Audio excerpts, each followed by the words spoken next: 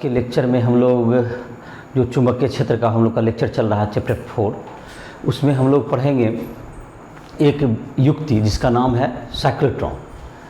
Cyclotron युक्ति है जो कि तुमको लॉन्ग क्वेश्चन में भी, तुमको दीर्घ उत्तरीय प्रश्न में भी तुमको बोर्ड परीक्षा में आ सकता है और ये काफ़ी इम्पोर्टेंट क्वेश्चन भी है। तो इसको जो है हम लोग इस वीडियो में देख लेते हैं और इसका डिटेल नोट्स लिखना होगा। तुम राइस ट्यूटोरियल ऐप को प्ले स्टोर से डाउनलोड करके उस पर नोट्स भी लिख सकते हो और कोई भी क्वेश्चन बनाने में, न्यूमेरिकल बनाना हो, फिजिक्स, केमिस्ट्री, मैथ किसी का भी, तो उसके लिए तुम हमको संपर्क कर सकते हो। उसमें हिंदी इंग्लिश दोनों मीडियम में नोट्स भी मिल जाएंगे तुमको। जेईई मेंस, एडवांस या नीट, इन सब की तैयारी के लिए जो कि क्वेश्चन है वो सब भी मिल जाएंगे तुम्हें। तो राइस ट्यूटोरियल ऐप को प्ले स्टोर से डाउनलोड करके नोट्स भी लिख सकते हो और अपने इंजीनियरिंग, मेडिकल, इन सब की तैयारी भी तुम कर सकते हो। तो साइक्लोट्रॉन जो तुमको है एक उपकरण है जिसमें कि आवेशित कण को बहुत उच्च वेग प्रदान किया जा सकता है। तो साइक्लोट्रॉन एक विशेष प्रकार का युक्ति है जिसकी सहायता से क्या कर सकते हैं, लिखते हैं इसको। तो थोड़ा सा इसको लिख लेते हैं। साइक्लोट्रॉन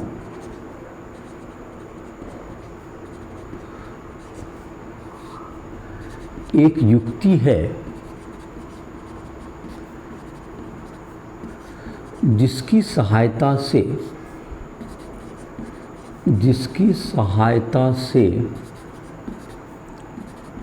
आवेशित कणों को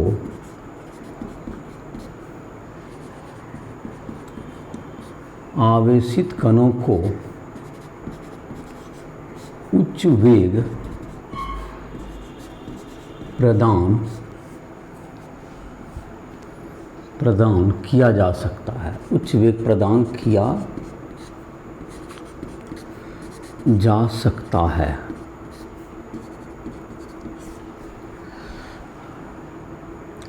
इसका उपयोग नाभिकीय संयंत्रों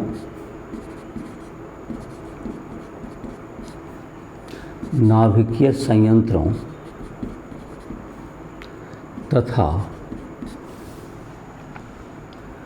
का उपयोग नाभिकीय संयंत्रों, इसका उपयोग नाभिकीय संयंत्रों, इसका उपयोग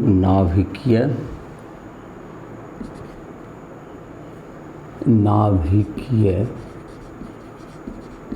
संयंत्रों तथा परमाणु से जुड़े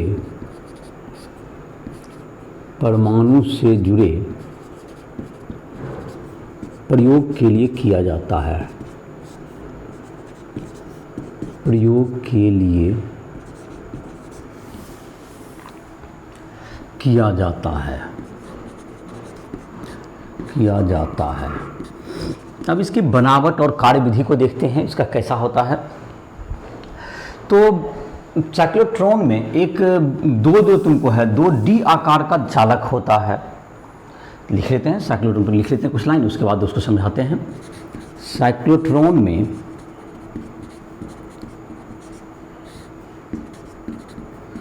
दो D आकार के, डी मतलब कि कैपिटल लेटर जो कि डी है, D आकार के चालक होते हैं जिसके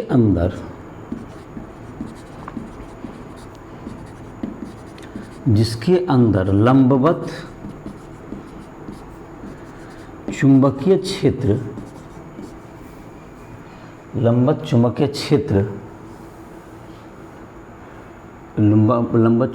उपस्थित रहता है। लंबवत चुंबकीय क्षेत्र उपस्थित रहता है। डी के अंदर क्या रहेगा, चुंबकीय क्षेत्र रहता है। धातु है, चालक हो गया, तो चालक के अंदर क्या होगा, विद्युतीय क्षेत्र शून्य हो जाता है। जैसा कि तुमने पढ़ा होगा पहला चैप्टर में, दूसरा अध्याय में, जो कि भौतिकी का, उसमें ये बताया गया था कि धातु के अंदर या चालक के अंदर विद्युतीय क्षेत्र शून्य हो जाता है। लेकिन धातु के डी के आकार, डी के बाहर जो है तुमको चुंबकीय क्षेत्र उपस्थित रहता है, लंबा चुंबकीय क्षेत्र। दोनों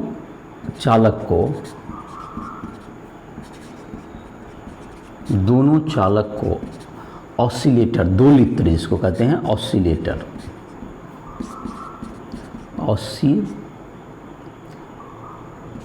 ऑसिलेटर से जोड़ दिया जाता है जो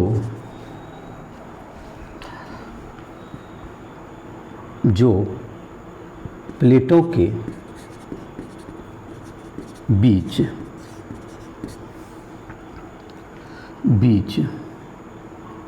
विद्युतीय क्षेत्र आरोपित करता है, विद्युतीय क्षेत्र उत्पन्न करता है तथा इसकी दिशा तथा विद्युत क्षेत्र की दिशा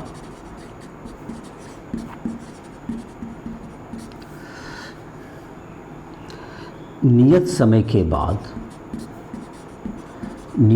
के बाद बदल जाती है। नियत समय के बाद बदल जाती है, इसकी दिशा क्या हो जाएगी? बदल जाती है। नियत समय के बाद बदल जाती है, तो इसकी दिशा जो है तुमको समय समय पर बदल जाती है, विद्युत क्षेत्र की दिशा। और तुमको ऑसिलेटर जो तुम्हारा हो गया, ऑसिलेटर दोलित्र तुम्हारा देखो, जैसे कि यहाँ पर हो गया डी आकार का एक हो गया, डी आकार का एक इधर की ओर हो गया, और इधर भी क्या हो गया तुमको, यहाँ पर भी डी आकार का एक रहेगा, और इसकी जो त्रिज्या को एडजस्ट कर लिया जाता है। इधर भी डी आकार का रहेगा, इधर भी तुमको डी आकार का इधर की तरफ भी एक रहेगा तुमको, और ये डी आकार का तुमको रहेगा। यहाँ से क्या होता है तुमको, इसमें जो तुमको है इसके जो कि कहाँ पे इसको निकालना है, इसकी त्रिज्या को हम लोग एडजस्ट कर सकते हैं, कहाँ पर से आवेशित कण को लाना है। तो हम लोग एक चीज़ जानते हैं कि लंबवत चुंबकीय क्षेत्र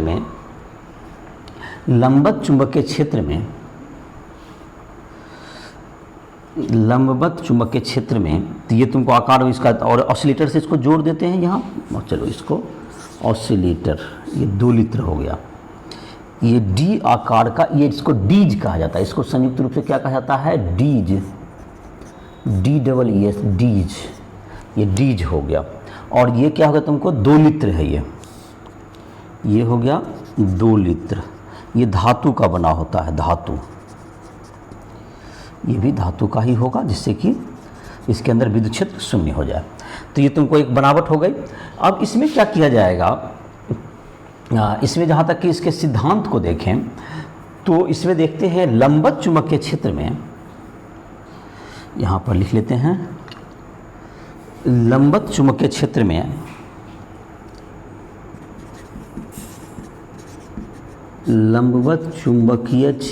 में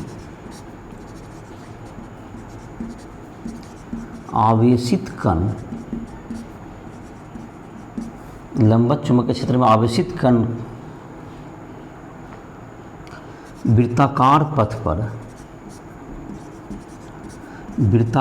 पथ पर गतिशील होता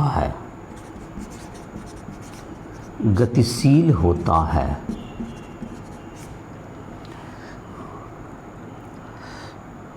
चुंबकीय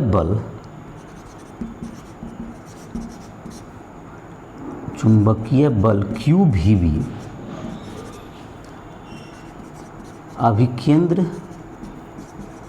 त्वरण प्रदान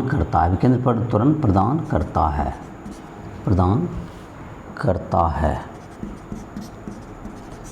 अतः QVB बराबर m/v²/r। तो r बराबर क्या हो गया? mv/qb, त्रिज्या हो गया।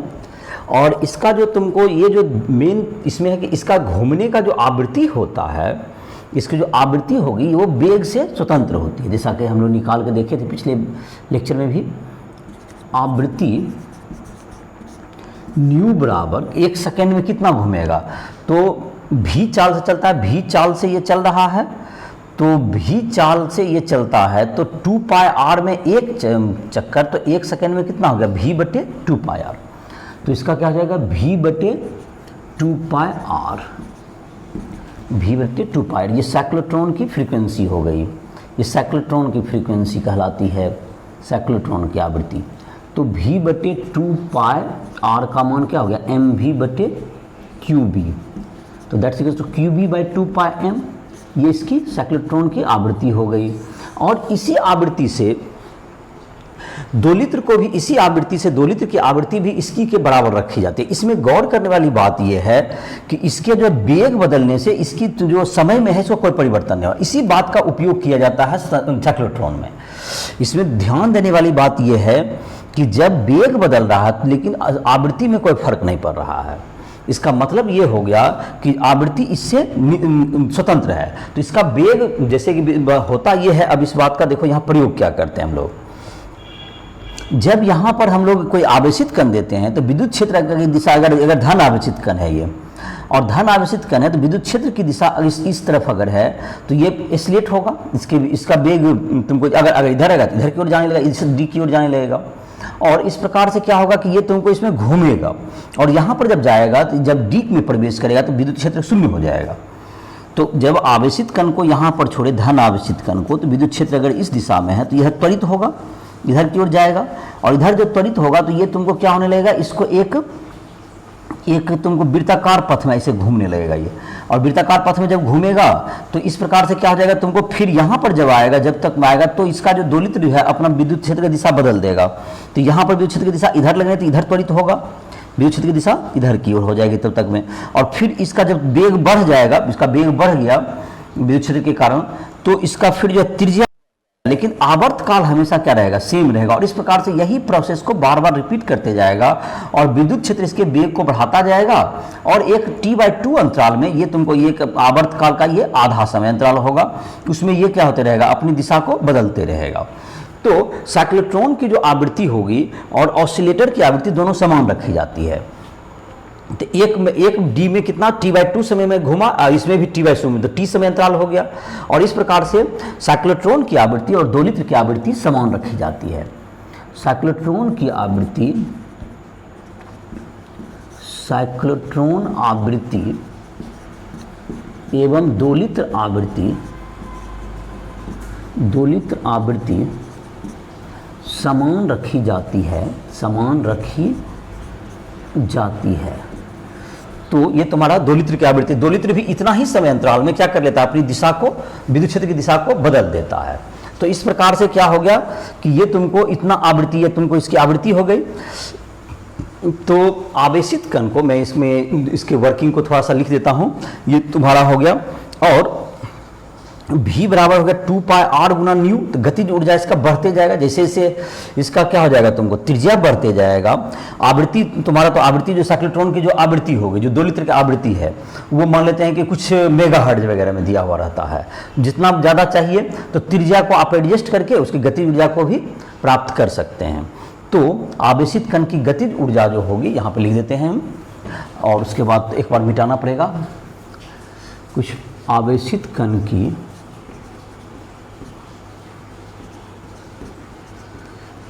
गतिज ऊर्जा बराबर ½ mv²।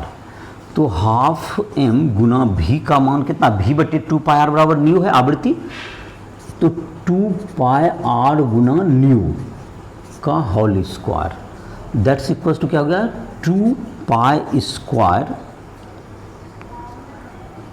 2π² m r² nu square, r² nu square. ये क्या चीज़ की हो गई, गतिज ऊर्जा।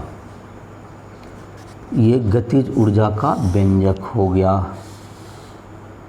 तो ये तुम्हारा गतिज ऊर्जा का व्यंजक हो गया, ½ m 2π² m न्यू स्क्वायर, और हो गया तुमको r²। ये तुम्हारा हो गया इसके गतिज ऊर्जा का व्यंजक हो गया आवेशित कण का। जैसे जैसे त्रिज्या बढ़ाते जाएगी, अतः त्रिज्या को, अतः डीज की त्रिज्या को व्यवस्थित कर, डीज की त्रिज्या को व्यवस्थित कर, त्रिज्या एवं साइक्लोट्रॉन आवृत्ति को, एवं साइक्लोट्रॉन आवृत्ति को व्यवस्थित कर आवेशित कण को आवेशित कण को एक निश्चित वेग प्रदान की जा सकती है, एक निश्चित वेग या गतिज ऊर्जा प्रदान की जा सकती है, की जा सकती है। तो इसको एडजस्ट करेगा। अब जहाँ तक कि इसका जो है ये तुम्हारा हो गया थ्योरी, हो गया तुम्हारा, ये पहले हो गया कि डी है, 2 डी हो गए। फिर से इसमें देख लेते हैं साइक्लोट्रॉन, जो इतना अभी लिखा हुआ है। साइक्लोट्रॉन क्या होता है? एक युक्ति होता है जिसकी सहायता से हम लोग क्या कर सकते हैं, नाभिकीय संयंत्र इन सबों में आवेशित कणों को हम लोग क्या कर सकते हैं, लंबे मतलब कि आवेशित कण अधिक बहुत उच्च वेग से हम लोग क्या कर सकते हैं, गति प्रदान कर सकते हैं। तो जहाँ तक की रही इसका जो है थ्योरी तुम्हारा हुआ, इसके लिए क्या करते हैं, इसमें जो है चुंबकीय क्षेत्र और विद्युतीय क्षेत्र दोनों की मदद ली जाती है। और साइक्लोट्रॉन में इस बात का ध्यान रखा जाता है कि साइक्लोट्रॉन जब आवेशित कण जो होते हैं वृत्ताकार पथ पे जो घूमता है लंबवत चुंबकीय क्षेत्र में, तो उसकी जो कि त्रिज्या होती है वो वेग के साथ बढ़ते जाती है, लेकिन उसका जो एक चक्कर लगाने में जो समय होता है वह हमेशा क्या चीज से स्वतंत्र होता है, वेग से स्वतंत्र होता है। अर्थात वेग बढ़ेगा तो त्रिज्या बढ़ेगी, लेकिन उसको एक चक्कर लगाने में जो समय लगता है वह हमेशा वेग से स्वतंत्र होता है। और इस दोनों की गति के अधीन वह तुमको एक तरह से स्पाइरल पाथ पे, हेलिकल पाथ पे वो घूमने लगता है। और स्पाइरल पाथ मतलब वृत्ताकार ना होकर के वेग बढ़ते जाएगा, तो इस प्रकार से उसकी त्रिज्या क्या होती जाती है, बढ़ते जाती है। और इस प्रकार से क्या हो जाएगा, तुम्हें उसका जो वेग है तुमको समय के साथ बढ़ता जाएगा। तो आवेशित कण को क्या करते हैं, डीज के बीच में रख देते हैं, और वो क्या कर देता है, आवेशित कण को डीज के, जिस आवेशित कण को त्वरित करना है उसको कहाँ रखा जाएगा, डीज के बीच में रखते हैं। और उसकी प्रक्रिया को क्या करते हैं, डी के बीच में रखेंगे तो जो तुमको विद्युत क्षेत्र है, विद्युत क्षेत्र के कारण वह उसका वेग क्या होता जाता है, बढ़ते जाता है। और विद्युत चुंबकीय क्षेत्र के कारण जो है तुमको फिर से वृत्ताकार पथ पर चल करके चुंबकीय क्षेत्र सिर्फ जो है डी के अंदर रहता है, बाहर चुंबकीय क्षेत्र शून्य होता है। तो इस प्रकार से वहां पर अर्ध वृत्ताकार पथ में घूमेगा और इस प्रकार से वह बार बार घूम करके बाहर आएगा। देखो जैसे कि इसको विधि को हम लोग इसको वर्णन कर देते हैं। यहाँ पर क्या हो जाएगा, इसका विधि का वर्णन कुछ जैसे कि डी आकार का यहाँ पर दे दिए, डी है तुम्हारा, चलो यहाँ पर से अगर ऐसा दिया तो इसमें क्या होगा तुम्हारा कि ये जब आवेशित कण को यहाँ पर जो है दोलित्र से क्या कर दिया गया, इसको कनेक्ट कर दिया गया दोलित्र, जिससे कि क्या हो जाएगा तुम्हारा विद्युत क्षेत्र की दिशा, मान लेते हैं कि अभी धन आवेशित कण है और विद्युत क्षेत्र की दिशा इधर की ओर है, तो विद्युत क्षेत्र इसके कारण क्या होगा, इसका वेग बढ़ा, तो ये आवेशित कण अब यहाँ पर जो है चुंबकीय क्षेत्र है, यहाँ पर चुंबकीय क्षेत्र है, यहाँ पर चुंबकीय क्षेत्र, विद्युतीय क्षेत्र शून्य होता है, यहाँ विद्युतीय क्षेत्र था, विद्युतीय क्षेत्र यहाँ चालक के अंदर विद्युत क्षेत्र शून्य हो जाता है। तो इसके अंदर यह वृत्ताकार पथ पर ऐसे घूमेगा और यहाँ से जब बाहर निकलेगा तो फिर तब तक में क्या होगा, विद्युत क्षेत्र की दिशा इधर बदल जाएगी, दोलित्र अपना बदल देगा, और दोलित्र जब बदल देगा तो फिर क्या हो जाएगा, यहाँ जाएगा, फिर ये अधिक त्रिज्या का बनाएगा और यहाँ पर जैसे निकलेगा तो फिर क्या हो जाएगा, यहाँ पर विद्युत क्षेत्र की दिशा तब तक में इधर हो चुकी होगी। और इस प्रकार से यह हमेशा क्या करते रहेगा, इसमें घूमते रहेगा और एक निश्चित चक्कर लगाने का निश्चित जितना त्रिज्या एडजस्ट कर देंगे और उसके बाद यहाँ से निकालने के लिए एक क्या रहता है, एक अलग व्यवस्था रहता है, खिड़की रहता है, जहाँ से जिस पर अटैक कराना चाहें हम वहाँ पर अटैक करा सकते हैं। तो इस प्रकार से क्या जाती है, साइक्लोट्रॉन से हम एक निश्चित वेग तक प्रदान कर सकते हैं किसी कण को। तो इसको जैसे कुछ लाइन में लिख देता हूँ, चित्र तो तुम बना ही चुके हो। साइक्लोट्रॉन के डीज के बीच में आवेशित कण को रखने पर विद्युत क्षेत्र के कारण वह डी की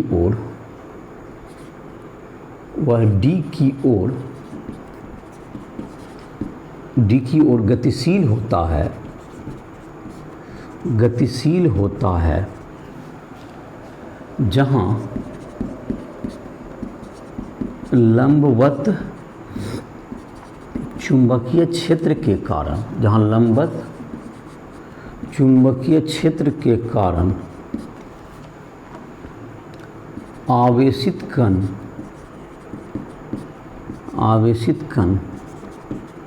वृत्ताकार पथ पर घूमती है तथा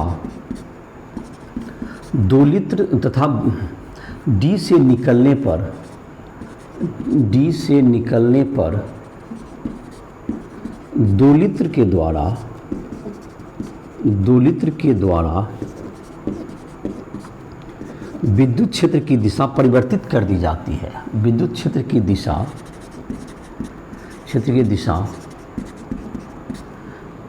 परिवर्तित हो जाती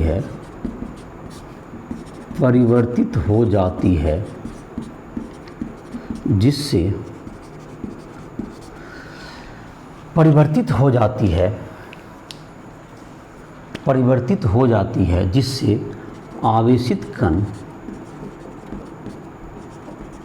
जिससे आवेशित कण का वेग बढ़ता जाता है एवं वृत्ताकार पथ की त्रिज्या भी बढ़ती जाती है। वृत्ताकार पथ की त्रिज्या भी बढ़ती जाती है। एक निश्चित त्रिज्या को व्यवस्थित कर एक निश्चित त्रिज्या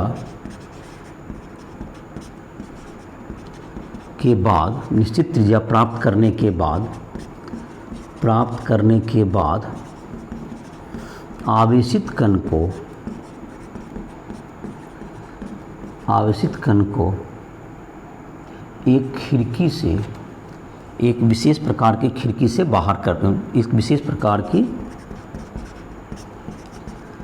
खिड़की से बाहर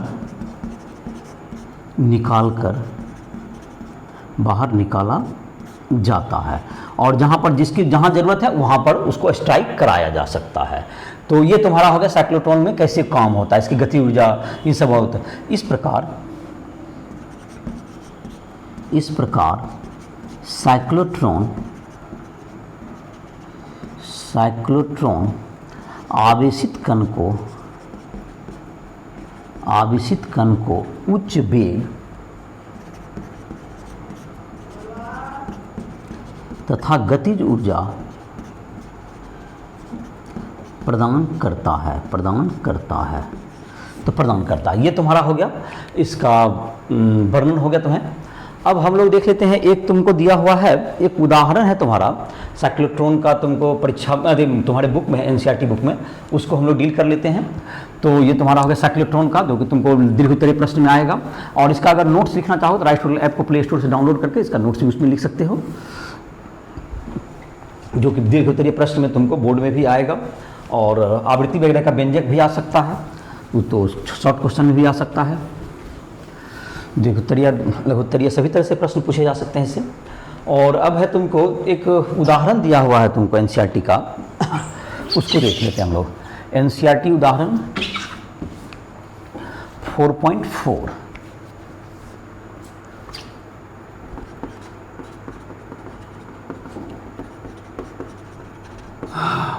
4.4 या 4.3 पता नहीं, ध्यान नहीं है, तो 4.4 ही है शायद। तो ये तुम्हारा देख लो, एनसीईआरटी में है तुम्हारा दिया हुआ, एक तुमको त्रिज्या दी हुई है, एक प्रोटॉन है जिसका द्रव्यमान कितना होता है, प्रोटॉन का द्रव्यमान होता है 1.66 गुना 10⁻27 किलोग्राम। तो प्रोटॉन को क्या किया गया है, 60 सेंटीमीटर त्रिज्या रखा गया, 60 सेंटीमीटर त्रिज्या, और 10 मेगाहर्ट्ज साइक्लोट्रॉन की फ्रीक्वेंसी है, 10 मेगाहर्ट्ज उसकी फ्रीक्वेंसी है। तो इसको कितनी गतिज ऊर्जा प्राप्त हो जाएगी, यही सवाल है। तो प्रोटॉन को इस त्रिज्या और इससे कितना गतिज ऊर्जा प्राप्त होगा। तो जहाँ तक 60 सेंटीमीटर है तो इसको 0.6 मीटर भी कह सकते हैं, 0.6 मीटर, और 10 मेगाहर्ट्ज है, 10 गुना 10⁻6 हर्ट्ज। और जहाँ तक कि प्रोटॉन की गतिज ऊर्जा होगी तो उसका हम लोग व्यंजक निकाल लेते हैं। प्रोटॉन की गतिज ऊर्जा बराबर 12m v स्क्वायर। तो जहाँ तक कि साइक्लोट्रॉन का तुमको त्रिज्या था r बराबर क्या होता है एम भी, मतलब कि जहाँ तक अगर सूत्र याद नहीं हो तो इसको लिख सकते हैं चुंबकीय बल बराबर M V square by R, और r बराबर एम वी बटे क्यू बी। चलो अगर सूत्र याद है तो ठीक है, अभी सूत्र लिखे भी थे। तो v इक्वल टू क्या हो गया, तुमको एक समय में कितना 2 पाई r अगर घूमेगा एक वृत्ताकार पथ पर तो उससे v चालते तो कितना समय लगेगा 2 पाई बाय v। तो आवृत्ति कितना हो गया v बटे 2 पाई r, तो v बटे 2 पाई गुना एम वी बटे Q B, that's Q B by 2 pi M, Q B by क्या हो गया 2 पाई एम। ये किसका वैल्यू हो गया, ये बेग का, तो Q B by 2 pi M. तो ये आवृत्ति हो गया, सॉरी। तो बेग क्या हो जाएगा इसका, बेग बराबर क्या होगा तुमको v बराबर 2 पाई r गुना आवृत्ति। तो यहाँ पे इसको वैल्यू रख देते हैं हाफ एम वी स्क्वायर। तो सूत्र पे से पहले निकाले भी थे थोड़ा देर पहले, अगर याद हो तो उसको रख सकते हो 2 पाई r गुना न्यू का होल स्क्वायर। तो that's equal to 2 pi square M R square nu square, 2 pi square M R square nu square. चलो तो इसमें डाटा आप पुट कर देते हैं 2 इंटू 3.14 का स्क्वायर इंटू 1.66 गुना 10⁻⁻27 एम गुना 0.6 का स्क्वायर आर स्क्वायर हो गया, और गुना 10 गुना 10⁻6 का होल स्क्वायर। ये हर्ज में हो गया। और इसको अगर ये तुमको ये अब जो उत्तर आएगा ये जूल में आएगा, जूल में, लेकिन जो तुम्हारा आंसर है जूल में बहुत छोटा आएगा, तो इसको दिया जाता है, उसका उत्तर जो दिया जाता है मेगा इलेक्ट्रॉन वोल्ट में करते हैं। तो जूल को इलेक्ट्रॉन वोल्ट बदलने के लिए 1.6 गुना 10⁻⁻19 से गुना कर दो, और मेगा बदलने के लिए 10⁻6। ये क्या किया गया है, ये जूल में आएगा। यहाँ तक हाफ एम वी स्क्वायर का मान रखे। जूल को इलेक्ट्रॉन वोल्ट में बदलना है तो इलेक्ट्रॉन के आवेश से भाग दे देता है 106 10⁻19, और मेगा इलेक्ट्रॉन वोल्ट में बदलना है तो मेगा के लिए 10⁻6। तो ये तुमको अब जो आंसर आ गया इसका मेगा इलेक्ट्रॉन वोल्ट, ये तुम्हारा। और तुम्हारा जो कि इसको कैलकुलेशन करोगे तो ये तुम्हारे बुक में दिया हुआ है, इसका आंसर 7 मेगा इलेक्ट्रॉन वोल्ट, ये तुम्हारा आंसर हो जाएगा। तो ये 7 मेगा इलेक्ट्रॉन वोल्ट, इसको कैलकुलेट करके देख सकते हो। 1.66 इंटू 10⁻⁻27 kg किसका, प्रोटॉन का द्रव्यमान। 2 तुम्हारा r क्या हो गया, जो साइक्लोट्रॉन की त्रिज्या आपने जो एडजस्ट किया जिससे कि उसका वेग जितना चाहिए वो प्राप्त हो जाएगा आपको, गतिज ऊर्जा। और आवृत्ति जो साइक्लोट्रॉन की है, वो जो साइक्लोट्रॉन की आवृत्ति और दोलित की आवृत्ति दोनों बराबर होती है। तो दोलित की आवृत्ति दें या साइक्लोट्रॉन की आवृत्ति दें, दोनों बराबर होगी। तो 10 मेगाहर्ट्ज था, 10 गुना 10⁻6 हो गया। और जूल को इलेक्ट्रॉन वोल्ट बदलने के लिए इलेक्ट्रॉन के आवेश से भाग कर दिया गया, मेगा बदलने के लिए 10�6 से भाग कर दिया गया। इस प्रकार से क्या होगा, तुम्हें ये तुम्हारा आंसर आ जाएगा जितना दिया हुआ है। तो साइक्लोट्रॉन जो तुम्हारा है इससे जुड़ा हुआ तुम्हारा जो है ये लॉन्ग क्वेश्चन, दीर्घोत्तरीय प्रश्न तुमको इस लेक्चर से डील हो जाएगा, जिसमें तुम परीक्षा में भी तुम प्रश्न को लिख सकते हो। और कोई भी प्रश्न पूछना हो, न्यूमेरिकल में दिक्कत हो रहा हो, कोई भी ऑब्जेक्टिव नहीं बन रहा हो, तुम राइस टूल ऐप के माध्यम से हमसे संपर्क कर सकते हो। राइस टूल ऐप को प्ले स्टोर से डाउनलोड करो, उसमें सारी जानकारी तुम्हें मिल जाएगी। तो इसी साथ इस लेक्चर को समाप्त कर रहे हैं।